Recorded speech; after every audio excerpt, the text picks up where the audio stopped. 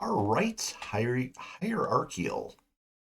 Or to be more specific, is the right to life greater than all other rights?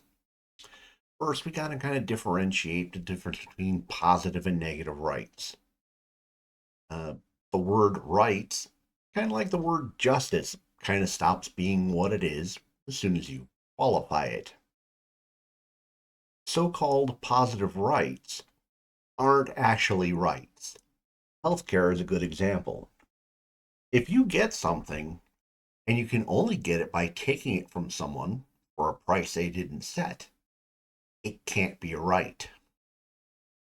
Actual rights, or so called negative rights, are the only real existing rights. Speech is an example. Nothing is required from anyone in order for you to express yourself. Now, many people suggest that there's a hierarchy of rights, with the right to life being either at the apex or foundation, depending on how you might want to visualize a pyramid of hierarchical rights. Rights must be elemental in nature. Thus, we need universal principles to apply, meaning the principle must be so obvious that the silliest attempt to poke a hole in it fails. So, for example, let's say Mr. Smith has no functional kidneys. He has a right to life. He will die without intervention. If life trumps all other rights, clearly Smith is entitled to medical treatment. He shouldn't have to worry about the time of the doctors have to put into this. He shouldn't have to be concerned about the cost of running their facilities. And he shouldn't have to worry about what medicines cost or what kind of supplies or whatever other property of others are being used to support his right to life, because his right to life would trump their property rights. In fact, if you, the listener, have a matching kidney, and the odds of surviving the removal of one is higher than Smith's odds of living without one, surely your right to property, privacy, liberty, or any other argument you might make crumbles to support Smith's right to life. Now, some on the left would actually agree with the arguments I just made on property, not so much on the kidney. I'd assume you to none would argue that the argument of no one would ever expect that isn't really a good one. So consider when rights were kind of being first formulated, and before there was a U.S. When essentially in the Anglosphere the idea of rights are being thrown around. The idea of taking someone's property without permission or without a compensation that the owner solely set would have been considered just outrageous and laughable beyond all belief. No one would have accepted that as a possibility. Yet, now a large portion of our population believes the value of property is only held until the whims of the masses say otherwise. Uh, if someone needs to take your property for someone, it's okay because there's a higher need.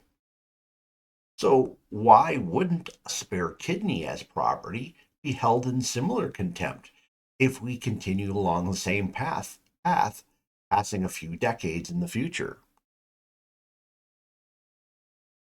The rights have to have universal qualities. They must stand up to even the most ludicrous assertions. The proper approach to making individual rights work is that they must be absolute. There are no bounds when exercising a right. The key point is that everybody's rights are absolute. You may exercise your rights absolutely until they come up against another person's absolute rights. All rights are equally absolute. A person's absolute right to life prevents another person from deliberately taking it. However, the right to life does not nullify other people's rights. A person can't take something from someone to preserve their life. They may not compel a person to do something to save their life.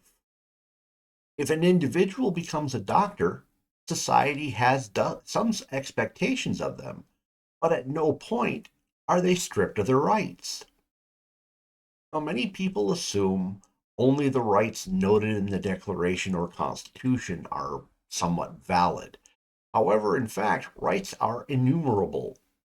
Anything a person can do without imposing on the rights of another is itself a right. A good example, I would think, was the right to travel. Uh, the right to travel, not particularly listed anywhere, exists. It means you can go from point A to point B without limit, unless you encroach upon somebody else's absolute rights. A traveler may go as they may. No one can keep somebody somewhere. The traveler can't compel another to use their conveyance, an airplane, a boat, or an auto, but they can purchase those or book passage on those. The traveler must arrange with the owners of any property they may cross for prior permission. If that seems overly restrictive on travel, consider that rights have a temporal aspect as well. The traveler drawing a line from point A to B presumably is drawing through property that is already held potentially by many people. That property was owned prior to the traveler preparing to put their foot on that property.